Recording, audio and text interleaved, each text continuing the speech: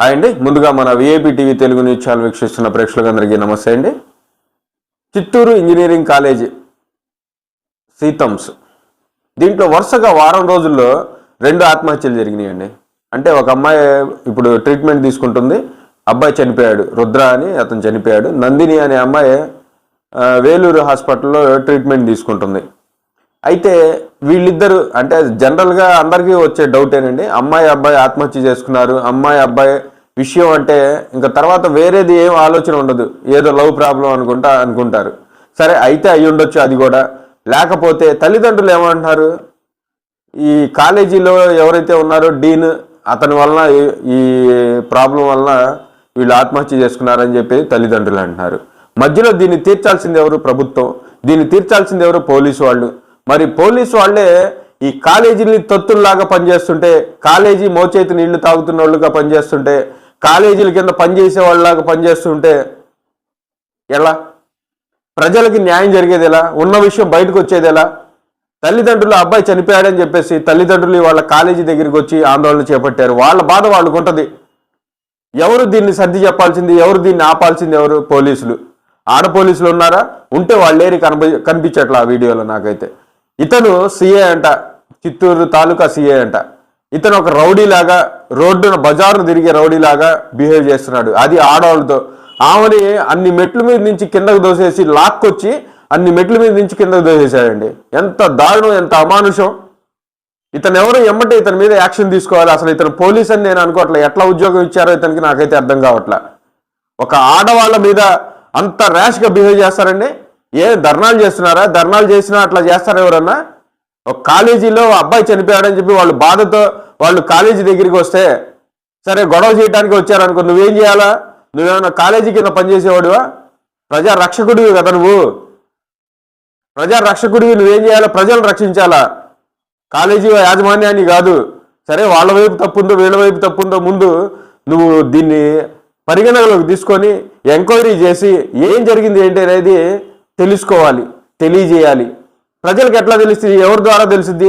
నువ్వే ఇట్లాంటి లుచ్చా పని చేస్తే ప్రజలకు ఎలా తెలుస్తుంది? మరి ప్రభుత్వం దీన్ని ఎమ్మటే ఈ సిఐ మీద యాక్షన్ తీసుకోవాలి. అసలు ఆమె చనిపోయిందో బతికుందో కూడా తెలియదు, అట్లా పడిపోయింది మెట్ల మీద నుంచి. ఏదన్నా చివరి మెట్టు ఎక్కడన్నా తలకు తగులు ఉంటే ఏంటి పరిస్థితి? చనిపోతే స్పాట్లో ఏంటి పరిస్థితి? వీళ్ళు ప్రాణాలు తీయటానిక, ప్రాణాలు పోయటానిక, ప్రాణాలు కాపాడటానిక వీళ్ళు ఉన్నది? ఒక పోలీసు అయి ఉండి నువ్వు ఇలాంటి పనులు చేయొచ్చా? ఈ కాలేజీ వాళ్ళ తొత్తుల్లాగా బిహేవ్ చేయొచ్చా? డబ్బులు తీసుకున్నావా ఏంటి వాళ్ళ దగ్గర? ఏమన్నా వాళ్ళకి మీ ఫేవర్ చేస్తాను, మిమ్మల్ని కాపాడుతానని? నువ్వు కాపాడాల్సింది ఈ కాలేజీ వాళ్ళు లక్షలు దండుకుంటున్న వాళ్ళని కాదు, ఈ ప్రజల్ని కాపాడాలి. నువ్వు ఎందుకు చనిపోయారని చెప్పి ఎంక్వైరీ చేయాలా, మంచిగా రిపోర్ట్ గవర్నమెంట్కి అందించాలా, ప్రజలకు అందించాలి. నీలాంటి వాళ్ళ పోలీసులు ఉండబట్టే కదా ఇలాంటి వాళ్ళ వల్ల ఒక్క చీడపురుగు ఉండటం వల్ల అన్నిటికీ అంతా వ్యవస్థ అంతా కూడా అలానే అనుకుంటున్నారు. ఈ నందిగాంలో ఒక ఎస్ఐ, నేను రోజు వీడియోలు పెడుతుంటారు ఆయన్ని, చూడు ఒకసారి ఎంతమందికి హెల్ప్ చేస్తున్నాడు ఆయన, ఎంత మంచి పేరు. ఇవాటికి కూడా నేను పెట్టి 4 రోజులైతే ఇవాటికి కూడా ఆయన కామెంట్స్ వస్తూనే ఉన్నాయి. అంత ఆశీర్వాదాలే, అన్ని ఆశీర్వాదాలే. పోలీసుల మీద మాకు ఎటువంటి నమ్మకం లేదు, అయినా మీలాంటి వాళ్ళు ఇట్లా చేస్తున్నారంటే చాలా ఆశ్చర్యంగా ఉంది, చాలా ధన్యవాదాలు అని చెప్పేసి అందరు దండాలు దస్కాలు పెడుతున్నారు. అట్లాంటి పోలీసులు ఉన్న మధ్య నీలాంటి చీడపిరుగులు, నీలాంటి వాళ్ళ వల్లనే కేవలం పోలీస్ జాతికి అంత అవమానకరం. ఎన్ని మంచి పనులు చేసినా కూడా నీలాంటి వాళ్ళ వల్ల చెడ్డ పేరు. ప్రభుత్వం వెంటనే ఇతని మీద చర్యలు తీసుకోవాలా, ఇతన్ని ఎమ్మటే డ్యూటీలో నుంచి తొలగించాలి, వేరే ఆఫీసర్ని పెట్టి అసలు ఏం జరిగింది, తప్పు ఒప్పు అనేది తర్వాత సంగతి. ఒక మనిషి ప్రాణం పోయింది, ఏం జరిగింది, ఎందువల్ల వీళ్ళు సూసైడ్ చేసుకోవాల్సి వచ్చింది, మళ్ళీ ఇంకో ప్రాణం పోకూడదు అక్కడ. ఇంకో ప్రాణం పోతే ప్రభుత్వ వైఫల్యం అనుకుంటారు. ఆ కాలేజీ వాళ్ళ గురించి కాదు, ప్రభుత్వ వైఫల్యం అనుకుంటారు.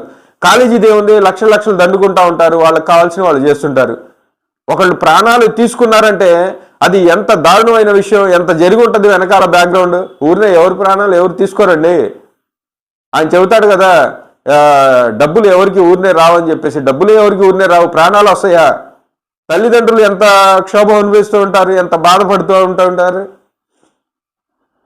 అది గమనించాలా ఎవరైనా కూడా. ప్రభుత్వ వ్యవస్థల్లో ఉండి ప్రజలకు అండగా ఉండకుండా ఇట్లా కాలేజీలకి తొత్తుల్లాగా మారి వాళ్ళకేదో చేద్దామని చెప్పి బిహేవ్ చేస్తే తప్పు. అది 100% తప్పు. అతని మీద ఎమ్మటే చర్యలు తీసుకోవాలి. లేకపోతే ఇది ప్రభుత్వ వైఫల్యం అనుకుంటారు. ప్రభుత్వం మంచి ప్రభుత్వం, కూటమి ప్రభుత్వం ప్రజల పక్షాన ఉంటుంది, ఎవరినైనా నిలదీస్తుంది, ఎవరినైనా లోపలేస్తుంది అని చెప్పేసి అనుకుంటున్నారు ప్రజలు. దీనివల్ల ఆ నమ్మకం పోకూడదు ప్రజల్లో. దీన్ని వెంటనే అసలు ఏం జరిగింది, మంచి ఆఫీసర్ని వేయండి, ఏం జరిగింది ఏంటి అని తెలుసుకొని ప్రజలకు తెలియజేయండి. కతిమా స్టూడెంట్స్కి భరోసా ఇవ్వండి, తల్లిదండ్రులకు భరోసా ఇవ్వండి. అప్పుడే ఆ పోలీసు వ్యవస్థ మీద, ఆ ప్రభుత్వం మీద ప్రజలకి నమ్మకం కలుగుతుంది. అక్కడ చదువుకునే విద్యార్థులకు నమ్మకం కలుగుతుంది. ఇంకా చదువుకోవాలి, చేయాలి అని అనుకుంటారు. అక్కడి నుంచి పారిపోవాలని అనుకునే పరిస్థితికి విద్యార్థుల భవిష్యత్తును నాశనం చేయబాకండి. విద్యార్థుల భవిష్యత్తు నాశనం అయిపోతే దేశం నాశనం అయిపోయినట్టే, వెనకబడిపోయినట్టే. అందులో మన రాష్ట్రం అడుక్కు తింటుంది. ఇప్పుడిప్పుడే కాస్త ఈ సంవత్సరంన్నరలో కొంచెం ముందడుగు వేస్తుంది. అట్లాంటి దాన్ని మళ్ళీ వెనక్కి వెళ్ళిపోయే విధంగా చేయబాకండి. దీని మీద వెంబటే చర్య తీసుకొని ఏం జరిగింది అనేది ఎమ్మటే ప్రజలకు తెలియజేయండి. ఆ కాలేజీలో భరోసా ఇవ్వండి చదువుకునే వాళ్ళకి. ఆ కాలేజీ యాజమాన్యం తప్పు అయితే దాన్ని ఎట్లా సరిదిద్దితే కరెక్ట్గా ఉంటుందో ప్రభుత్వం ఆలోచించి చేయాలి. ఇది చంద్రబాబు నాయుడు గారు, నారా లోకేష్ గారు, పవన్ కళ్యాణ్ గారు దీని మీద దృష్టి సారించి దీన్ని ఎమ్మటే పరిష్కరించాలని చెప్పి నేను మనస్ఫూర్తిగా కోరుకుంటున్నానండి.